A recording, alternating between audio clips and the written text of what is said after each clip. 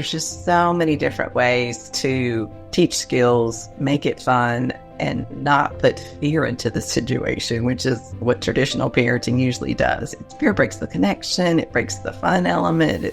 Cleaning is this horrible thing you must do in life. Well, what if you can make it fun? A little Mary Poppins on just a little bit.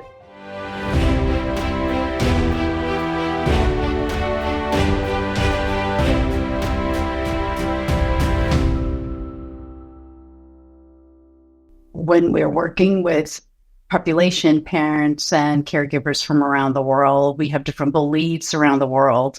When I grew up, if you weren't wearing proper clothing and you went out right away, they believed that you're going to catch a cold and you're going to get sick. Because obviously you're assuming that your body's going to be working hard to keep warm, and hence your immune system will be low. And what you just explained about, hey, putting the shoes on, we're just going to go outside. We're not going to be out there until the toes go purple, but we're going to just try it out for this young person to see, I feel cold and I have to do something. And had you just gone and said, put your shoes on, put your shoes on, put your shoes on. Now that is a pattern that now you're inheriting, because that is what they're going to wait for, and for someone to remind them. When that comes from yourself, chances are problem-solving skills are developing. And that's such a hard part for parents often, is to kind of persevere and teach that lesson. But it seems so much long-term to teach those lessons so that you're not chasing the child around the house to feed them, but there are guidelines, there are agreements that you've made in advance. This is what we do in our home. This is what we're going to cook. And so I appreciate those. And now, if you could also share some communication tools with us, like what types of tools would be helpful for parents? How do they even go from having constantly told their children, get your homework, do this, put your shoes on? How do they shift? Because it's really, really challenging to move from where we are to a new pattern. So how did you make that shift? That's one of my favorite things about positive discipline. I think number one was using routines or creating routines, bedtime routines, mealtime routines, so that there's just an order of doing things that children are experiencing over and over and over again. This is what we do. And with the eating routine, I mentioned earlier that we had jobs. So we had four dinner jobs. We called them supper jobs in the South. And they were fix the drinks, help cook, put the condiments on the table, or set the table with with sometimes placemats, but not always, plates and the eating utensils. So there were four jobs. We had four family members. So those jobs rotated each night. And there was a picture chart of those four jobs, and we just turned one wheel. It was two paper plates stuck together, but it was just something we did every day. And then, of course, there were times when my children said, I don't want to help cook. I want to keep playing right now. Or I don't want to sit at the table. I'm playing with my friends. And so one of the positive discipline tools I use is curiosity questions. And they usually start with the words what or how. There's other words you can use, but those are two easy words to start. Well, what will we do if the table doesn't get set? How will we eat if we don't have the eating utensils? Another one is encouragement. Validation and encouragement. Yeah, you're playing with your friends. I understand how fun that is. And then I really need your help with this. It will only take a minute. Are you willing to stop playing for just a minute, set the table, and then you can go back in until dinner time? So communication tools, I would say, are validation and encouragement, and then the curiosity questions that often start with what or how. And then routines, to me, it's kind of like if we create those routines first, then you could use those communication tools to go back and ask about the routine, because it would be something that's very familiar to the children. So it sounds like very doable when you have young children starting with the routines because of the age appropriateness. Perhaps that's going to help them know this is what we do, then this happens.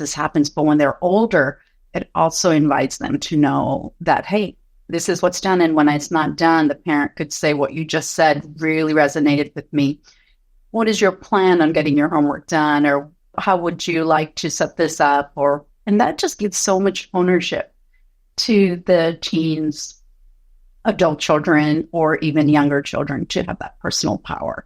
And I believe that I would be more cooperative if someone would say, hey, would you like to help me chop some vegetables? Sometimes I might stomp my feet and say, no, I want to be much rather be doing this or play with my friends. But more often than not, that connection time that you're speaking about is so valuable because our children are so otherwise busy. But just this is a great little tease to say, we're going to spend quality time together. We're just going to have conversation. We're going to chop, and that bond that grows, that just lasts forever.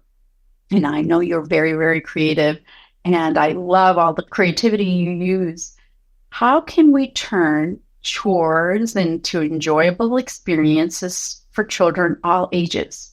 Well, the first thought is to bring that connection into it that you mentioned. So when my children were helping cook, and most of their tasks took 3, 4, or 5 minutes to do when they were preschoolers, and as they got older, the part of the dinner prep that I asked them to do became longer till it was they were spending a little bit more time with me and having more responsibility at the dinner.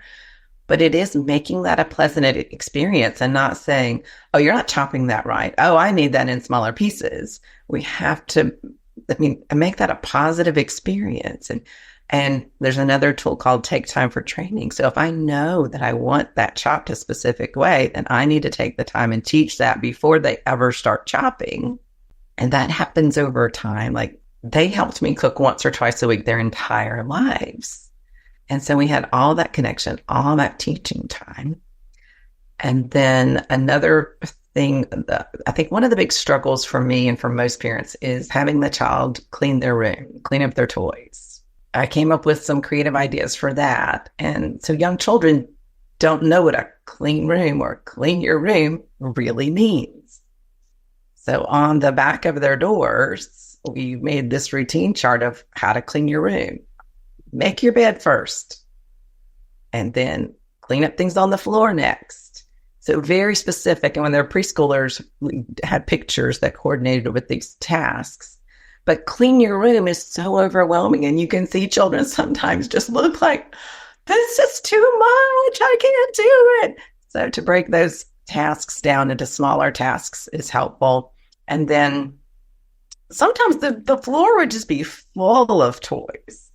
And I had hula hoops that I used for all kinds of activities. But one day I said, here, put this hula hoop, it's a round hula hoop, in one section of the floor and just clean up what's inside the hula hoop.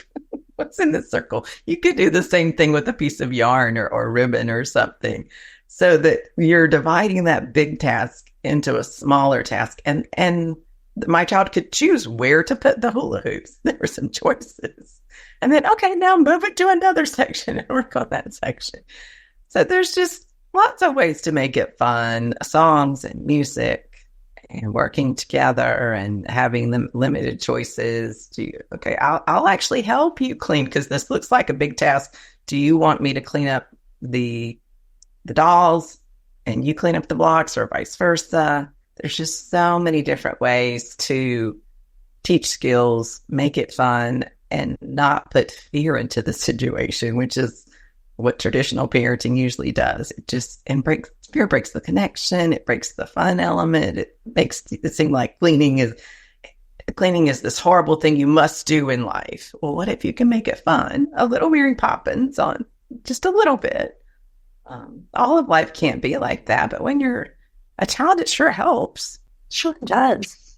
Thinking you're bringing up so many memories for me as well, and so creative to say, just use what you have. It could be a hula hoop, which is a little round tube you put around your waist and you kind of spin it, or you could just use a yarn or a thread or just this tile block, just moving it from one to another. So taking that focus away from the task at hand to making it really fun. And how creative is that? It brings up for me when I was a very young child, I always wanted to help. I really wanted to be around the adults.